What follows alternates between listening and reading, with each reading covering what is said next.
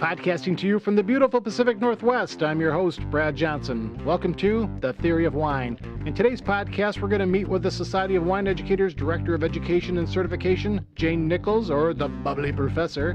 We're going to have fun chatting about the Society of Wine Educators, teaching wine education. We're going to geek out on AVAs, AOCs, DOCs, DOCGs, and getting wine credentialed. You don't want to miss this. Stick around. Support for this podcast comes from the new documentary film, Wine Diamonds, Uncorking America's Heartland, streaming now at winediamondsfilm.com and from wineryboost.com, influence marketing for the wine industry.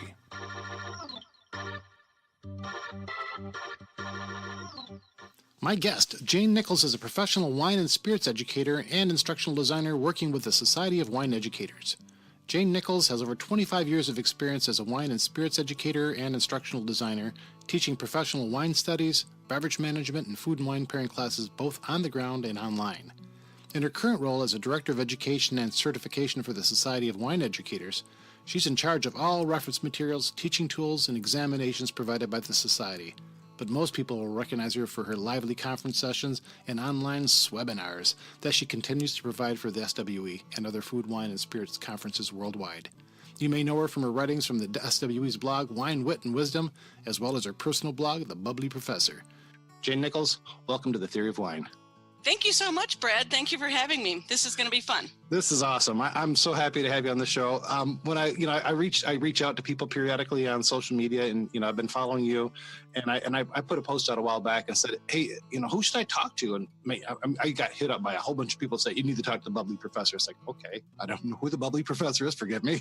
I'm still learning lots of things in the world of wine, but your name kept coming up, so I just tossed a note out there and thought, what the heck? Let's give it a try. So, welcome to the Theory of Wine. I'm so glad you're here. How did you get to where you are? What's your story? Okay, well, I actually came to the wine industry through that same long and winding road that most liberal arts majors took in order to get into the restaurant industry. So yes, hi, Mom and Dad. Thank you for the MBA. Thank you for the Berkeley Poli-Sci degree, which I never used for a minute. Okay, so basically, I grew up in California, went to school in Berkeley, and this is the 80s for you kids that weren't even born then. Anyway, it was kind of like ground zero for California cuisine and all this fun stuff starting to happen in America and specifically California food and wine. So I worked my way through college in kitchens, some pretty fancy kitchens in Berkeley and San Francisco. And I just, fell in love with the industry and I never left. I don't think I've ever made a dime in any industry except for hospitality. And to make a long story short, I worked in restaurants, I worked in the kitchens, I moved into hotels, I climbed the little corporate ladder up to become a food and beverage director. And once I was the food and beverage director, I realized that I not only could, but I had to do some creative things in my department, in my hotels. And since I loved wine and loved food, I just started doing wine dinners and wine tastings and wine pairings and a little bit of beer and a little bit of bourbon along the way. And then, this is a true story, one day, actually I had been transferred by my company to Austin, Texas, where we still live. And one day I had a wine dinner and my executive chef invited a friend of his. And this friend happened to be the president and owner of a culinary school. And after the wine dinner, he liked me and I thought he was hitting on me. Unfortunately, he wasn't. He wanted me to come work for him and eventually I did. So I went to work for this little mom and pop culinary school, teaching wine, nutrition, cost control. Actually, I really like the cost control accounting stuff. I'm a geek, but eventually, actually not eventually, just after a couple of years, that little mom and pop school was bought out by big corporate Bohuma. So I became part of the Le Cordon Bleu Schools of North America, became a director of culinary education for them, started their first programs in the United States. And then when they were all kind of up and running, stepped back and took a teaching role and I taught the wine classes. So there we have it. and Le Cordon Bleu always had us do professional development every year. And so the first couple of years I was with them, I did like the culinary stuff through the American Culinary Federation. I did the hospitality stuff through the hotel and lodging associations. And then I had kind of done all those because I was with Le Cordon Bleu for 15 years. And I'm like, I have to find some other certification. And I found this Certified Specialist of Wine certification through SWE. So I entered into that program, went to my first conference, passed the CSW, started going back to their conferences, training at the conferences, teaching at the conferences, getting to know everybody in there. Eventually married the general manager. That's one way to do it. Okay, and started working kind of behind the scenes with SWE. And about 6 years ago, they brought me on full time. That's neat. That's really so. Okay, you've got these credentials. You got an MBA. Now, when you were doing your MBA, did you ever think that, hey, one day I'm going to be a teacher? Probably not, although I did my MBA about years after my undergraduate, so I was already a manager. And actually what had happened is the company, this was back when I was with hotels, the company that I was working for got bought out by another company. That actually happened about every 6 months. But this new company, said, we require advanced degree. So I'm like, I better get an MBA. So I got my MBA. It's probably about 10 or 15 years into my career. So no, I never thought I was going to be a teacher. Okay. So your MBA skills, how does that work well with what you're doing now, or is it just great things? Well, I actually went through a lot of human resources and training kind of things. And I was also really interested in accounting, which I know sounds like a weird thing to be interested in. But when I was a food and beverage director, I had P&L responsibility. It's kind of like I had bottom line profitability responsibility. So it actually ended up helping me quite a bit when I went to teach at the culinary schools, because one of my favorite things to teach was cost control. Which is kind of hard to make interesting until you tell people that it's all about money. And I'm like, you can get through this school and you can be a really good cook and you can make cookies for the whole neighborhood. But if you want to be a chef or a restaurateur, you better get an A in Miss Jane's cost control class, because this is going to make you a professional. Wow. Yeah, that's absolutely right, isn't it? Spot on. I like to think so. Well, yeah. I'm thinking about all the a lot of us get in the wine world, and we start in the garage and we're making wine. We're making pretty good wine. It's like, yeah, okay, I'm gonna start a winery. I'm gonna plant some grapes, and then it becomes, well, yeah, now I got to build a building to put these grapes in and ferment them, and then it's like, well, people really like our wine, so let's get a license and we start doing a winery, and then, well, people are kind of hungry when they're here, so we start cooking burgers, and then pretty soon we're a restaurant and we're a winery and a vineyard, and nobody's really thought about the business side of things. So. Where is the depreciation in all of this talk of grapes? So you are the director of education and certification for the Society of Wine Educators. Yes. What's your day like? What do you do every day? Well, really, it's not nearly as sexy as it sounds, because usually it's me and a computer in my home office or in my office in Washington. My bottom line responsibilities is I write the study guides. We've got a Certified Specialist of Wine Study Guide, Certified Specialist of Spirit Study Guide, Hospitality Beverage Specialist Certificate Study Guide. We have a workbook for the CSS, the Spirit Certification, and the CSW, the Wine Certification. We have a manual for candidates for the Certified Wine Educator. We have a manual for candidates for the Certified Specialist, Certified Spirits Educator. So I write the workbooks and the books, and that actually takes most of my time because they're updated. At least the Certified Specialist of Wine and Certified Specialist of Spirits study guides, which are really fact-based textbooks. Those are updated once a year. So keeping up with that is a big part of my job. I also create and oversee the certification exams themselves. I write the Wine Wit and Wisdom blog for Society of Wine Educators. I create the educational activities and resources for all of our certifications, like the flashcards and the quizzes and the online classes and the webinars and the practice tests. I also give online classes. I give in-person classes, and I do at least 3 or 4 webinars, or like I like to call them, swebinars, every month. So that's kind of it. So that sounds like a little bit of work. Yeah. I'm leafing through the workbook, the study guide, and leafing through the the workbook, and I'm like, okay, I know this, I kind of know that. I remember learning about that. I have no idea. That's kind of what my day was like when I was flipping through the stuff. So it's very, very comprehensive. And I was talking with Drew Pauk. He's got a CSW and a certified wine educator, and he's intro som. And he said, when he was talking with me, he says, "God, that was like a really, really tough test." And he said, if I had to do it over again, I'd probably take the som one first because it's easier. But he said, it's very comprehensive, and looking at the study guides, I completely understand the work that students have to do to get this level of knowledge, and it's incredible. So what do you love most about your job? Well, I love it all, but I think probably my most favorite part of it is the actual teaching, whether it be in line or in person, interacting with the students, designing, some sort of a fun, hopefully interactive and engaging program, and then delivering it. So probably interacting with the students, whether online or in person. So do you get much face time with students? You mean FaceTime in real life, like in the same room? In real life. I would say a couple times a month we do something in real life. We have a few conferences, we have mini conferences, and sometimes I'll do sessions at different kind of conferences or seminars, like the American Culinary Federation and things like that. So do you hang out more in the wine world, or you're doing spirits, you're doing hospitality, you're doing wine? Are you equally distributed, or how does that work? I would say about 60% wine, maybe 20% spirits, 20% other beverages and things that kind of revolve around that.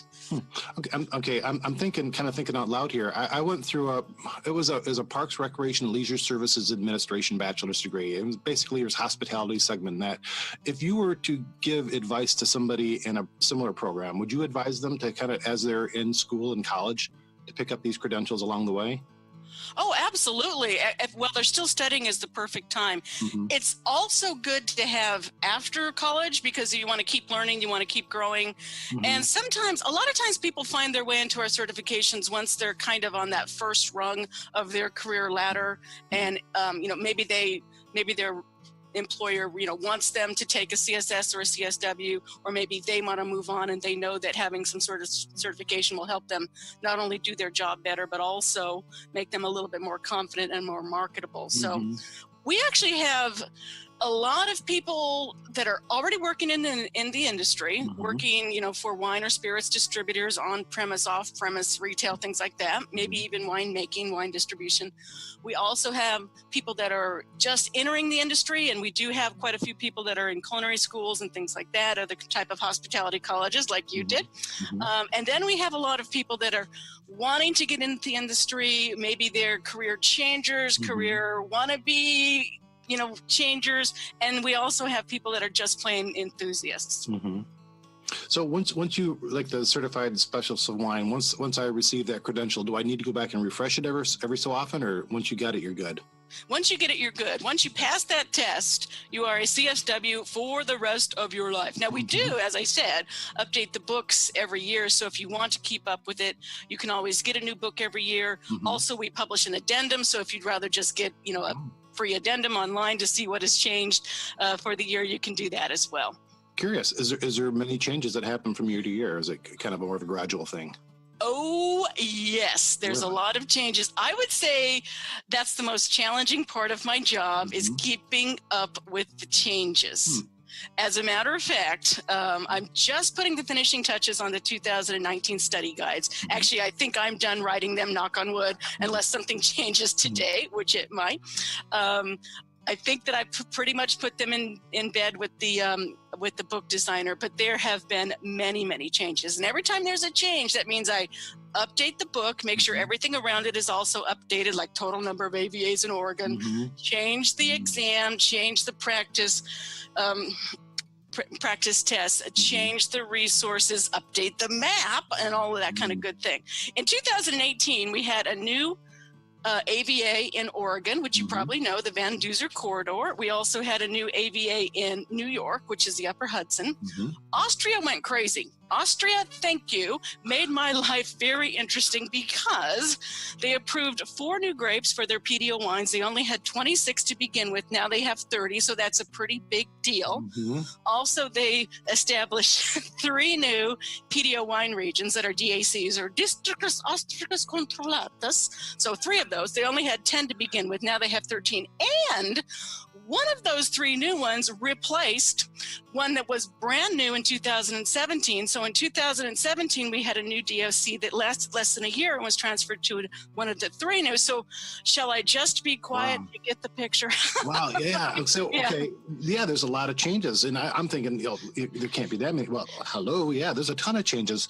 How do you get, how's this information fed to you? How do you? Oh, thank you. That is a beautiful question, because people, actually, that's a question I get asked all the time. They're like, Miss Jane, where is your magic?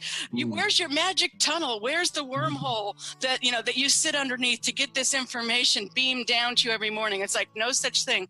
One of the first things I do, usually every morning, maybe every other morning at the very latest, is I go to all of the websites, go to the TTB, see what's new, go to the INAO, see what's new, go to the Ministry of Agriculture for Italy and Spain and everything else, see what's new.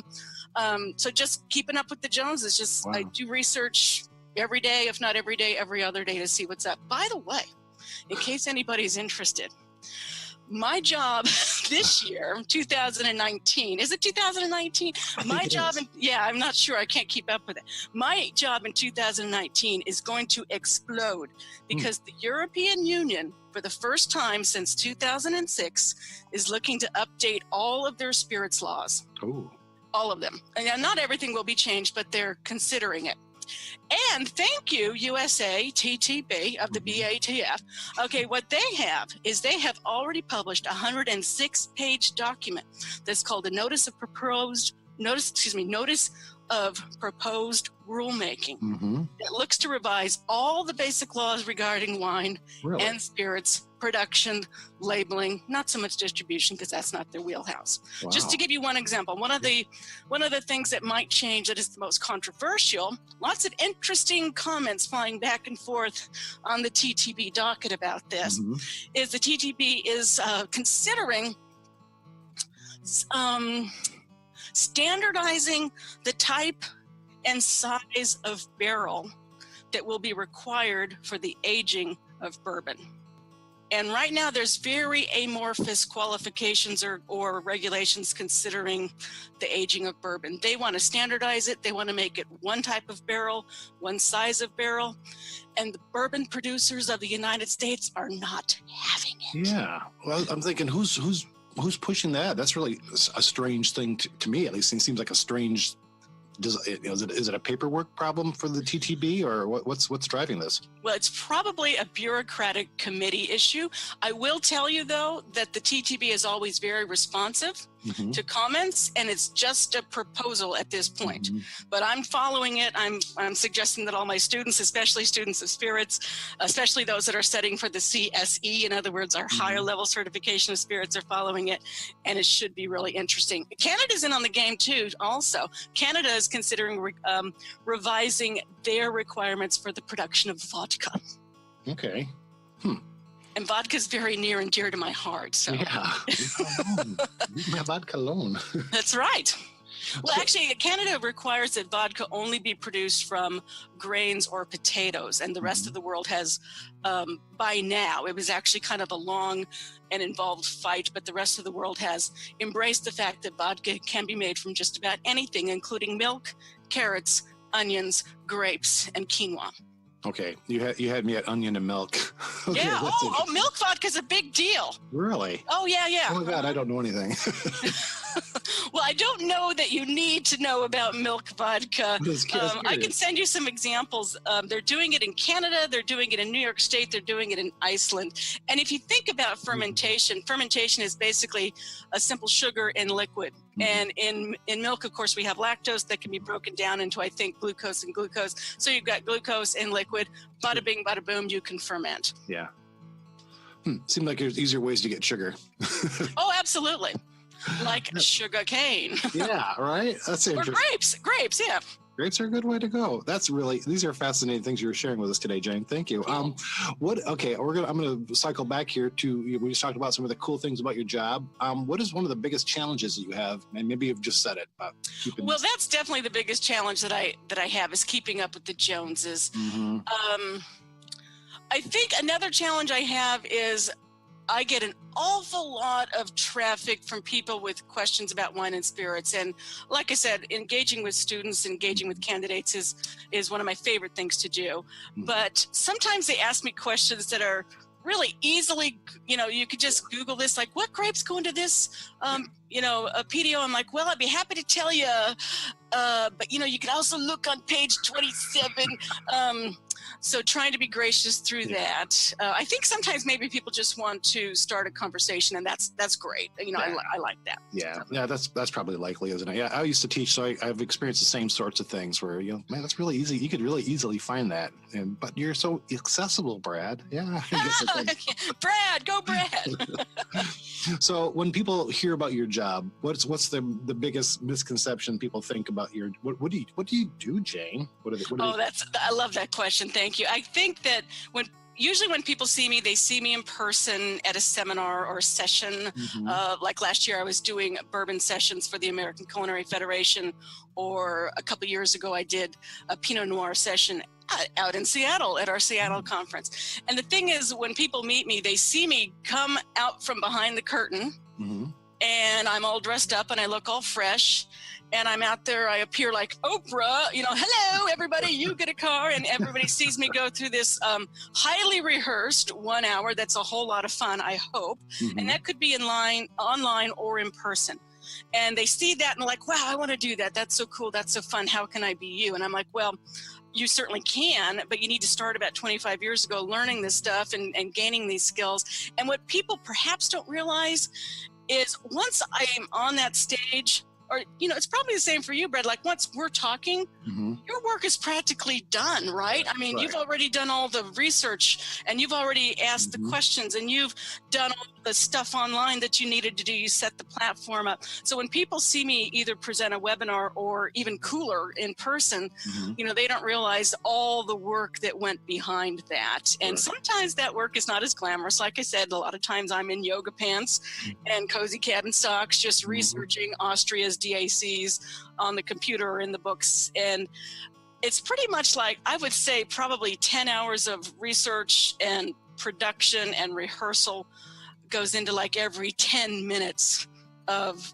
a presentation, whether it be online or in person. So I think that not everybody realizes all the not so glamorous stuff that goes on behind the scenes. Boy, what you've just said is exactly what it takes to put on, this a 40, 50-minute production of a Theory of Wine show. So Right. yeah, a lot of upfront work and then post-production work. And then, the fun part is a conversation, of course, but then the work happens before and after. So Exactly. Yeah.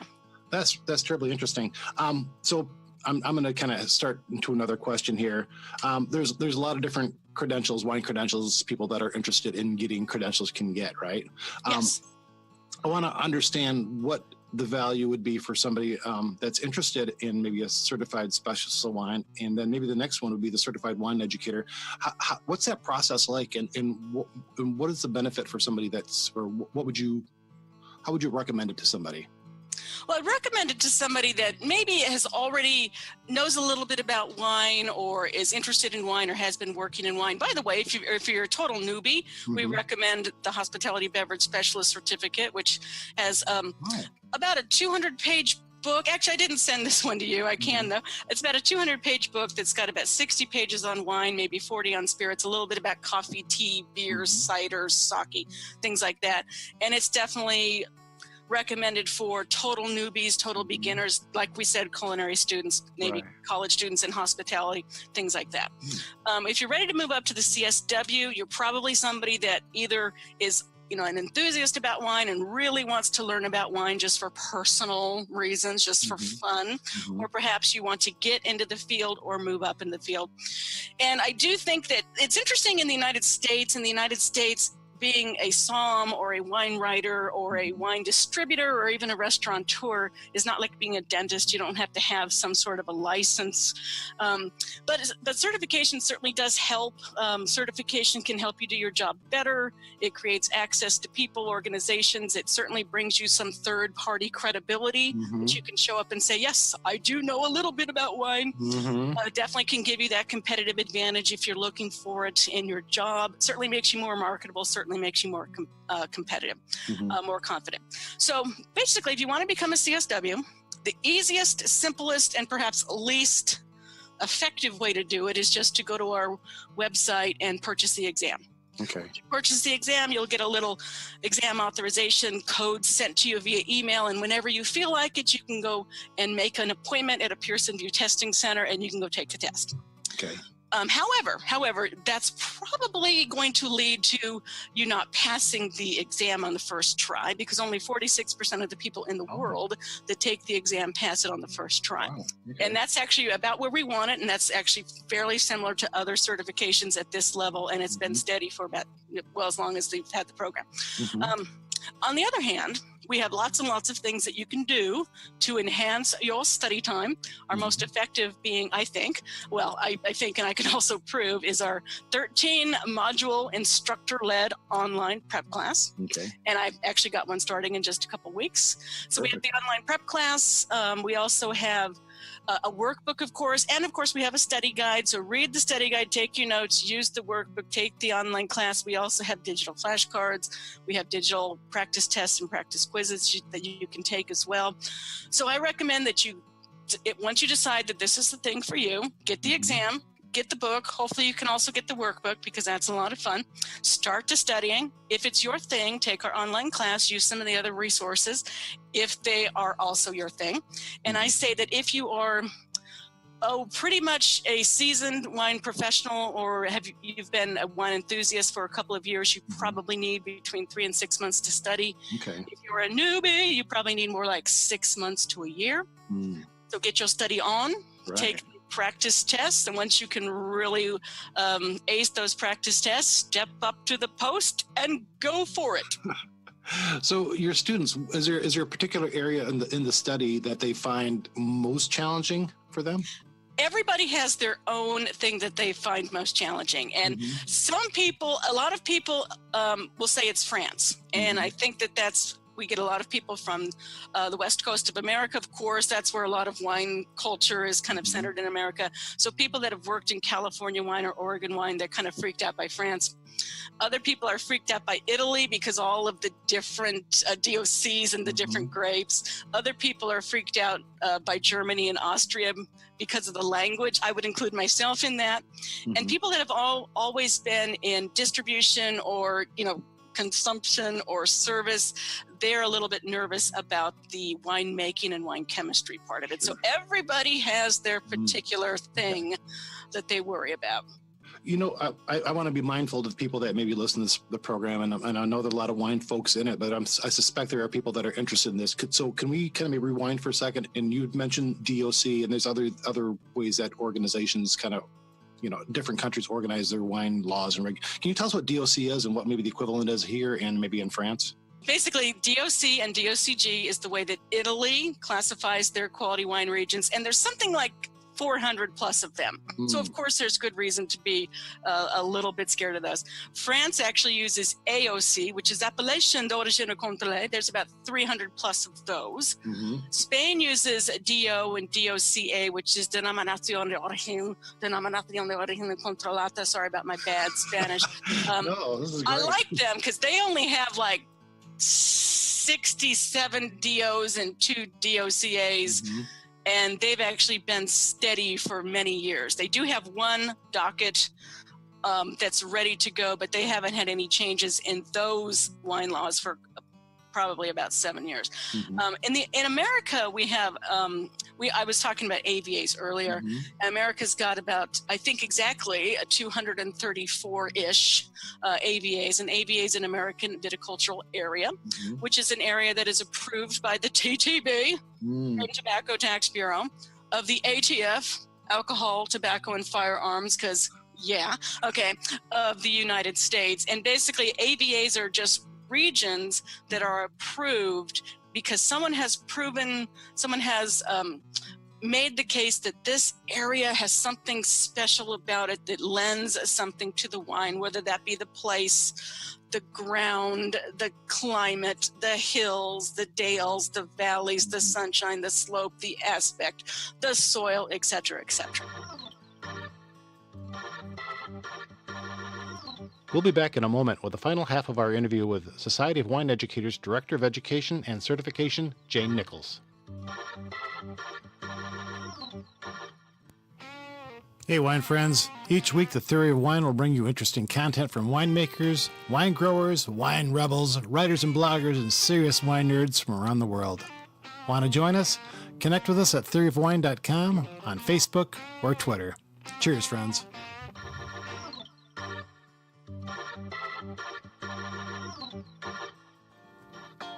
Cheers to the second season of the Theory of Wine podcast. You know we love the wine world and want to connect with interesting wine people. Got somebody in mind? Want to be on the show? Got a story idea? We'd love to hear from you. Drop us a note at theoryofwine.com, on our Facebook and Twitter page at Theory of Wine. Cheers, wine friends.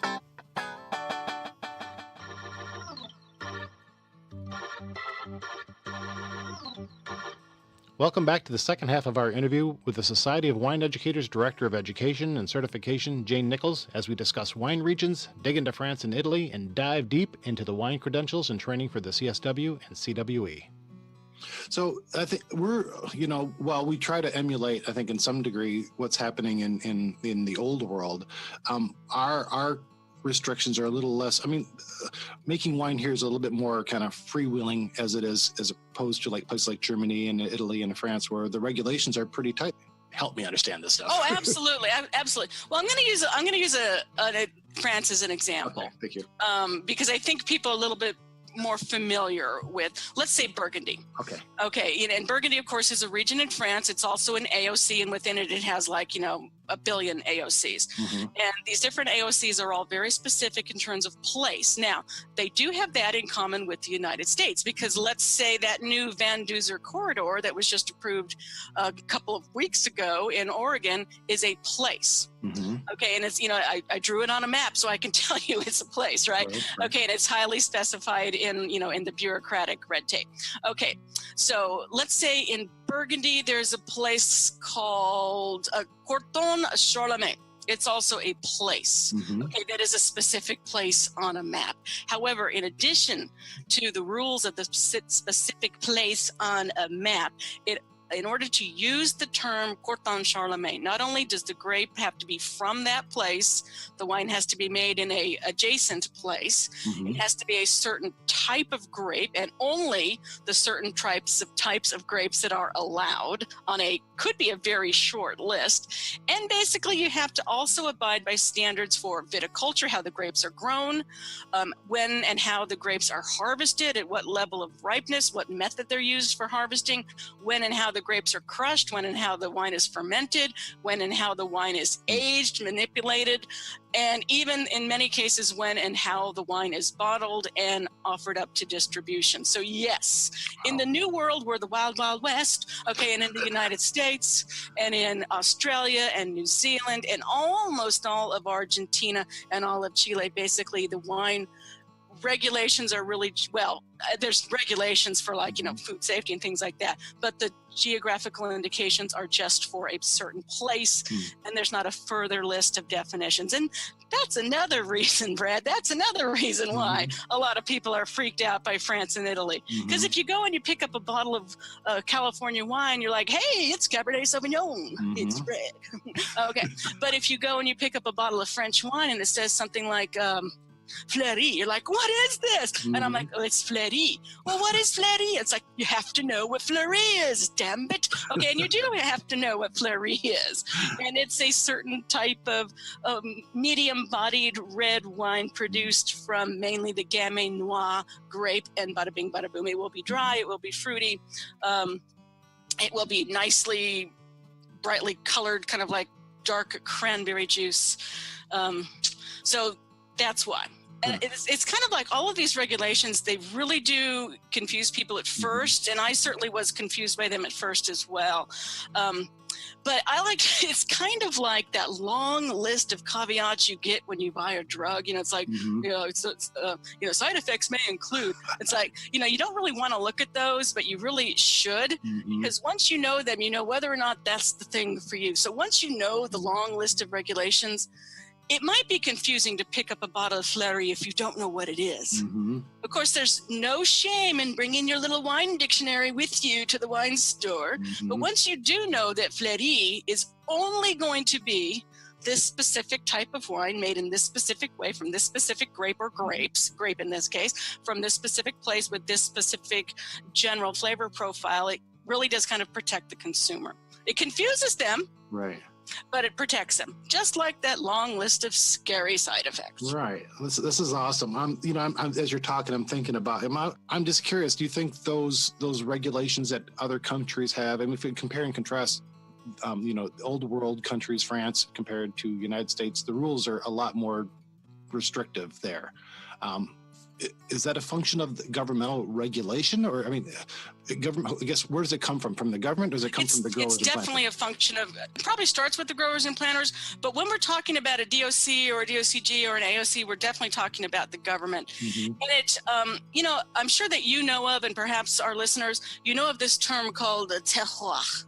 Or as I like to say, terroir. You know, and terroir means, you know, the grape, or excuse me, it means the place, the sense of place. What is it about this plot of land on this face of this earth that makes a certain, you know, grape do well and provides its own character to a wine? Well, that's really, and sometimes that's a little bit hard for people to wrap their mind around, but you can just say, well, you know, grow a tomato in your backyard and then have your friend grow a tomato across town or across the state and compare the two tomatoes, and they'll probably seem a little bit different to you. So, you know, we can maybe say, yes, of course, a place is going to impart its character to a grape, and that will be imparted onto the wine. So I think all of these DOCs and the DOCAs and the AOCs and the DOs and the VDPs and the blah, blah, blahs, what they were originally for was to protect that plot of ground. Let's say Chianti.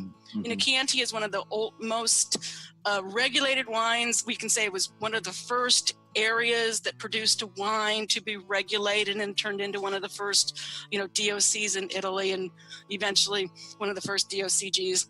So the thing is, if you have farmed in Chianti for 1,000 years and you have evolved into making the Sangiovese based red wine, it can only be made in Chianti from those grapes in that way.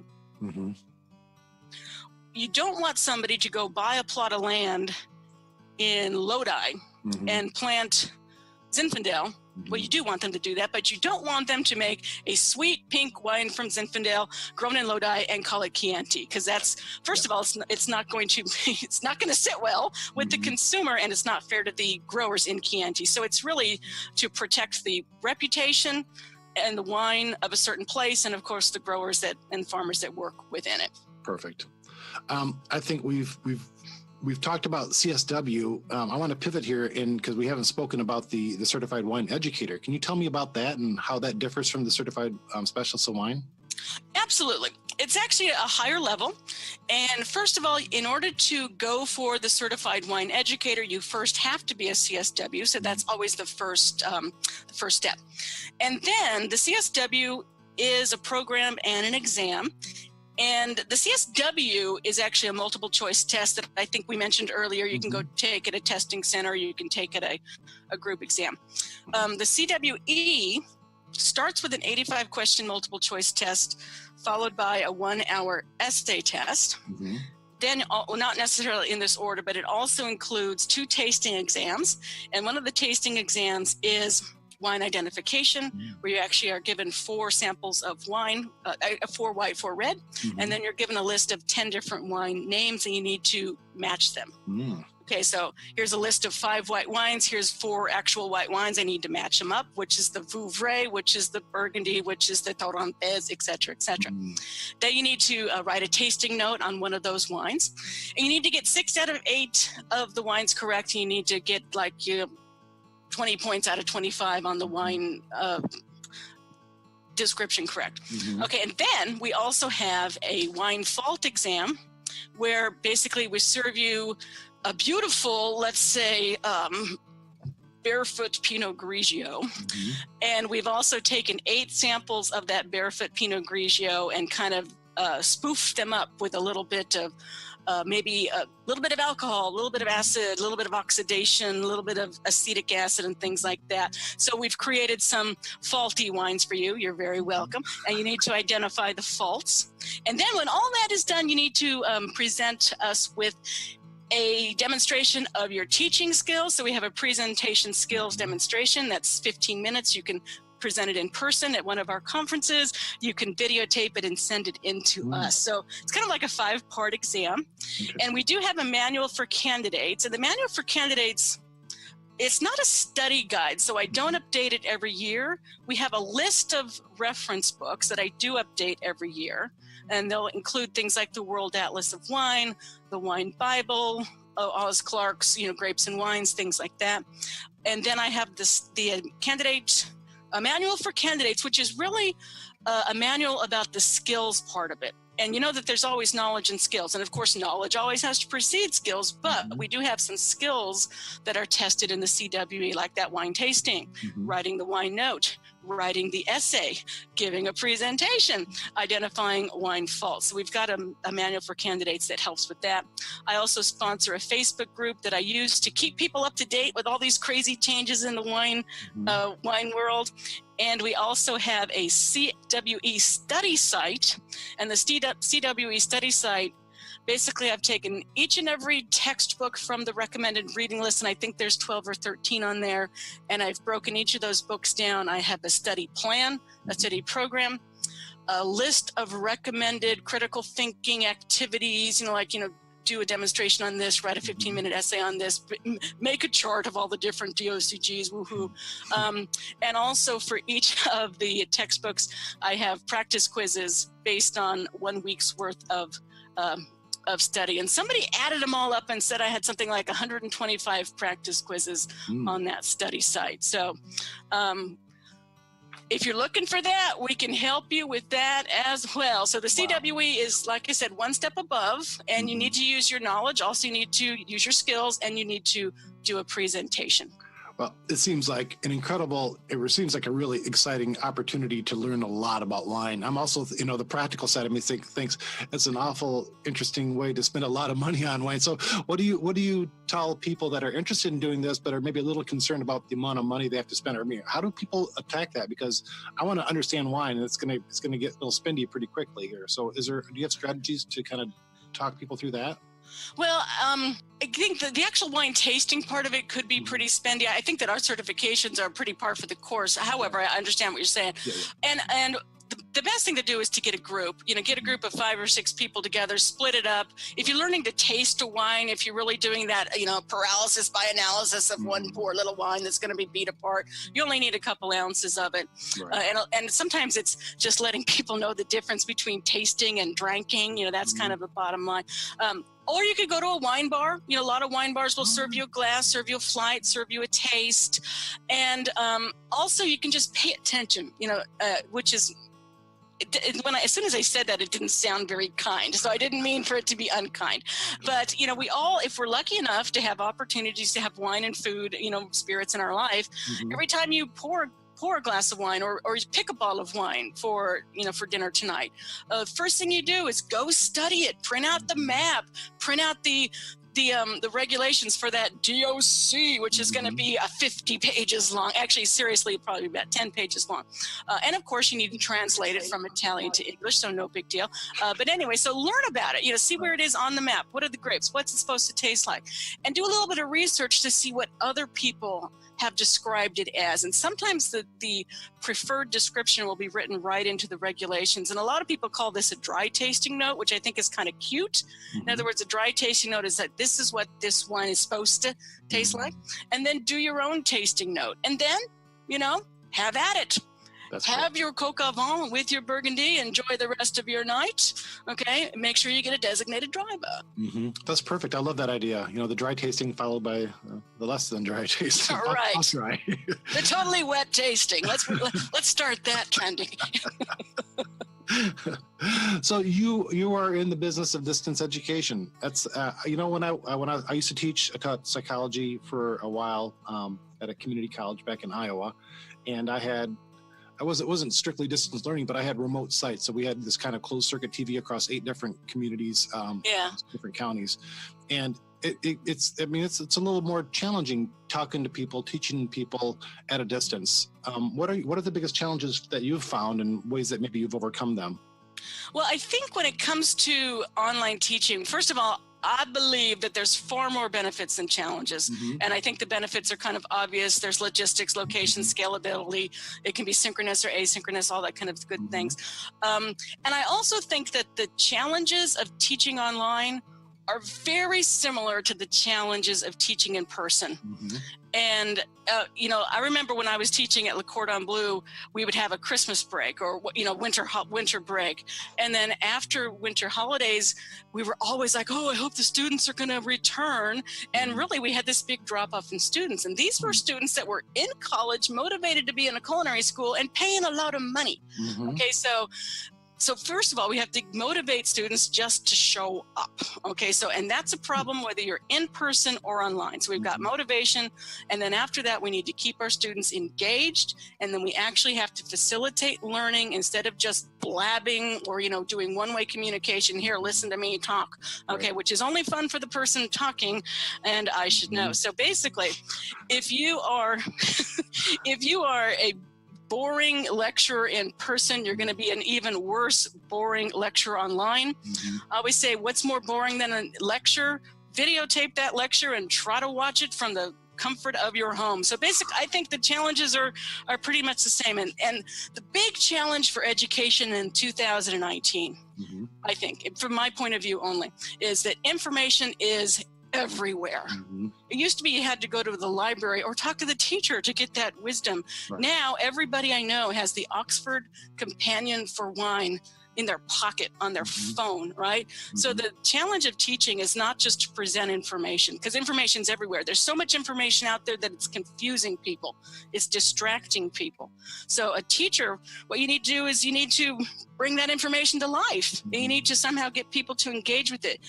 And information is not just factoids. It's like that type of learning, memorization of factoids, that's done on your own, sitting at your little, at your desk with your notebook and your flashcards. Teaching, on the other hand, you need to bring it to life, provide context, give meaning, make people go, yeah, I get it, I understand, that's funny, that's humorous, that's interesting, that's history, that's connected to me.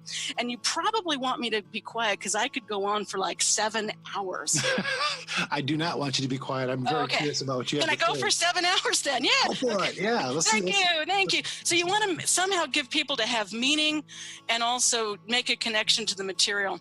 And a lot of times people say, oh, what's our webinar going to be about? I'm like, well, I'm going to teach a webinar on Burgundy, which I do. But I'm hardly even going to get into the 60 plus different AOCs because I'm going to give you the big picture. And the big picture is, it's in north central France and it's pretty cool and it's pretty challenging, and there's this history and there's these slopes and here's this river and there's really mainly 2 grapes. And in Burgundy they have, maybe close to 60 different AOCs, but they make 2 types of wine. Guess what? Red and white, bada bing, okay? And the red is mostly Pinot Noir and the white is Chardonnay. Now let's look at the river, let's look at the hills. What affects it? Okay, how do the seasons impact it? What does the history impact it? Let's give you the big picture. And then you can listen to all that good stuff, and I'll probably talk through that for about an hour. And then, you can go and you can, okay, I understand the big picture of what Burgundy's about. Now I'm going to sit down and I'm going to learn all these little factoids. Côte Nuit, Côte de Bon, Côte Chalonnais, blah, blah, blah, blah, blah, blah, blah. So that's my challenge. And I think that knowledge base, like what I was just talking through, online is the ideal platform for that. I really don't think there's any drawbacks to an online platform versus an in-person platform. Of course, the in-person platform is what I meant to say. People get to connect. They get to meet people. They get to look at people. And you know what? Can I tell you a little secret? When I was teaching for Le Cordon Bleu, this was maybe 20 years ago, I was single. And I started teaching wine classes in wine bars and kind of like restaurants around town. Mm-hmm. People think that I did it for money. Heck no. I was looking to meet guys. And I did. Because, I mean, quite honestly, can you think of anything better? Hi, I'm Jane. I'm going to be your instructor. Sit right here. I've got some wine for you. I mean, come on, try resisting that. Mm-hmm. I'm thinking maybe you'll see a boost in enrollments here soon. That's right. So, of course, people go to a group to have fun and to interact in the social aspect. Mm-hmm. Okay. And we can do a little bit of that online, with chat rooms and things like that. Of course, we know that, there's some limitations to that. But I think for the actual inspiring people with the knowledge and the big picture, I think online is just fine. Oh, that's awesome. Have you noticed, you've been doing this for a while, have you noticed any trends or any kind of ebbs and flows in terms of enrollment? And do you think it can, if there have you been able to relate it to anything that's happened in the world? Well, I think that I was actually probably in on online education from the very beginning, because like I told you, about 20 years ago, I was working for Le Cordon Bleu, which was owned by a big corporation, which is still out there and thriving. And they were kind of first on board with online teaching. And I was one of the first people that they plunked into teaching online, because I had that master's degree, and in different states they have different types of qualifications for instructors for college, and if you had that master's degree you were pretty much in. So I was one of the first people that they plugged in. So I've been doing it for about 20 years, and I got to tell you, it just keeps getting bigger and bigger and bigger. My classes always fill. I have to turn people away. It's actually kind of the same with our in-person seminars, and I think that people are just really interested in wine and spirits, because what's not to love? Absolutely. What I didn't ask you was, and there are different credentials out there in the wine world, SOM credentials. I know Masters of Wine, Masters of Sommelier stuff. How does the stuff that you do kind of differentiate or complement or back and forth? I mean, conversely, just out of curiosity. Well, I think it's all complement. And when people ask me, like, which program should I take, the first thing I say is, they're all good. All wine education is good. And I can tell you that I've been through a few of the programs myself, JFF just for fun. I have not ever taken any of the Court of Master Somm things, so I can tell you, compare and contrast, but I have to give you the caveat that I'm just repeating what other people have told me. Right. On the other hand, when it comes to WSET, I've been through the whole program. I'm in the last throes of the diploma. And they all have their different kind of concentrations, but also it's all about wine. I will say that if people contact me and they're like, I want to work the floor, I want to be a somm, I want to work in a restaurant, I want to be a server, I'm like, well, the court is actually really into that service part of it. On the other hand, if you just want general knowledge, or you're not sure where you're going to go, if you're going to be a distributor, salesperson, whatever, anything will work for you.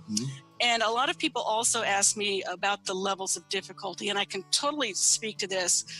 And I can also make it quite objective as opposed to just my opinion, because the Certified Specialist of Wine, as we were saying, has a study guide that's about 320 pages. WSET 1 is a lot of fun. I think it's mostly for enthusiasts, because you get like a little workbook that's like 30 pages, and it's a 2-day class. I took it, had a great time. I learned that Pinot Noir is red. Okay, because it is very basic. And then WSET 2 is a little bit above that. WSET 3 has a study guide. It's more like about a 5 or 6 week class. And let's see, their study guide is 200 pages. So there's just more meat to a CSW. That doesn't mean it's bigger or better. Maybe it means it's bigger. It doesn't mean it's better. Right. But what I tell a lot of people is a lot of people think that right after WSET 3 is the perfect time to take the CSW before you or on your way into a WSET diploma. And that I think that that's really the perfect place to position it in terms of the amount of material and the level of difficulty. Now, when it comes to the court, like I said, I've never taken their programs, but some of my best friends have, and they tell me that, first of all, we have to keep in mind that the court has that service part of it that the others typically don't. But if you're looking at theory, knowledge-based information, people have told me that the CSW is positioned somewhere between the Certified Somm and the advanced song. Gotcha. Okay. Yeah. That all this is kind of coming into focus now. So this is great. So we're kind of getting closer to the end of our time together here, Jane. I like to kind of walk it out as some more lighter things. I'm just curious, in your mind, what's the most exciting thing happening in the world of wines? Oh, yes. First of all, you have to keep in mind that I'm a geek. I'm a wine and spirits geek. I'm a computer geek. I'm a Star Trek, Star Wars, Starbucks. I'm all kinds of geeks. So this is what I think is so exciting. New Zealand. Actually, New Zealand is very exciting, considering the earthquakes and all that. But actually, New Zealand, until about a year and a half ago, only had, quote, unofficial geographical indications. They actually passed and ratified, or what they say brought into force, the law for their geographical indications for wines and spirits on November 16th, 2016. Basically, they passed a law that was called New Zealand's Geographical Indications for Wine and Spirits Act of 2006. They passed it in 2006, but they never ratified it or brought it into force. Okay.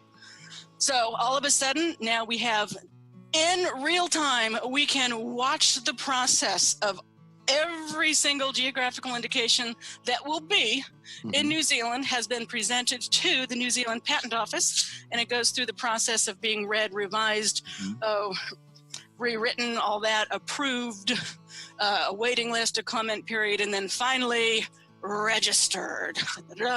So to me, that's pretty exciting. And actually, you know, I'm going to tell a story that nobody has to believe, and if you don't believe me, I love you anyway. But I've always really liked New Zealand and New Zealand wines, and I'm pretty good friends with like this guy that is in charge of Wine New Zealand. So he keeps me up on most everything. And I guess it was exactly about a year and a half ago. It was in November, and remember, November's the time that I put the finishing touches on every year's updates for the study guides. And it was November 16th, 2016. I'm just about to put the study guide to bed.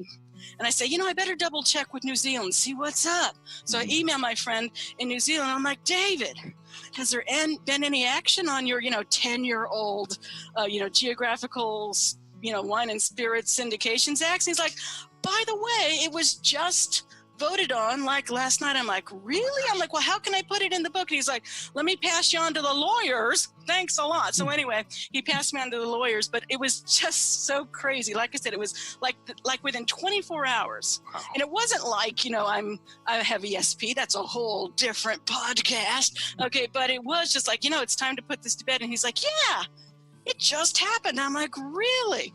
So that means that like every 2 days I get to update the information for New Zealand. But all of these geographical indications are coming into force as we can watch them. And the wine is really good too. Okay, I'm just going to say it. You are totally a wine geek, and I love you. This is awesome. Well, thank you. Don't forget the Starbucks geek or Star Trek. No, right? Yeah, it's perfect. That's perfect. Oh, yeah, my husband hates this stuff, by the way. He's like, really? Don't tell me that. And he loves me, and he loves wine. But if I'm like, look, it's a new geographical indication, he's like, he'll literally go like, yeah. I'm like, oh, thanks for the support. Yeah. So good. Thank you. That's funny. So, okay. There's a whole bunch of wine grapes out in the world, right? I'm curious. Okay, you have unlimited resources, unlimited funds. Where's your favorite grapes at, and where do you go to see those things? Oh, well, I think I love them all. I love you all. But I think probably my favorite would be Chenin Blanc.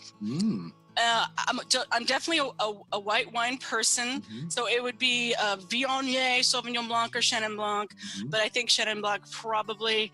And I really like South African Chenin Blanc. It's absolutely amazing. And I've actually spent quite a bit of time, thank you, in South Africa in the winelands. And one of the reasons I've actually spent quite a bit of time is about 10 years ago, Woza, Wines of South Africa, had an essay contest of all things. And they had an essay contest for, wine writers or wine professionals.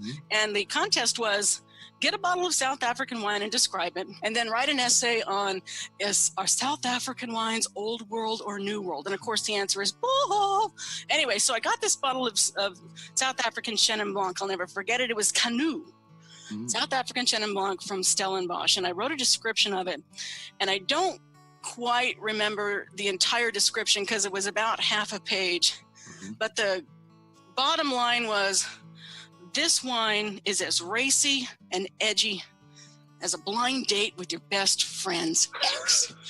And they really liked that. And I won the contest, and I got to go to South Africa for like 3 weeks. Oh my God. And I stayed in some amazing places. I stayed at the Spear Estate in Stellenbosch that has not only a beautiful hotel with little individual cottages, it has a spa, Segway vineyard tours, and a cheetah sanctuary, which, by the way, a hotel with a spa, Segway vineyard tours, and a cheetah sanctuary is now my new standard for hotels. So travel is really difficult after that. Oh my But gosh.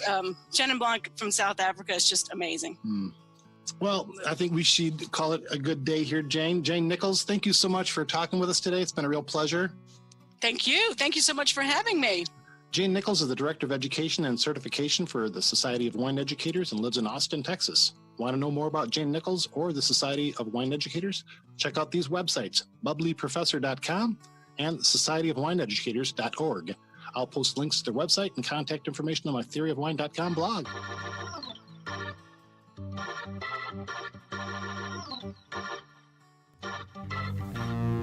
Hey, wine friends. Thanks for hanging out with us for Theory of Wine podcast, brought to you by a new wine documentary called Wine Diamonds, Uncorking America's Heartland, now available online at winediamondsfilm.com and wineryboost.com, influence marketing for the wine industry.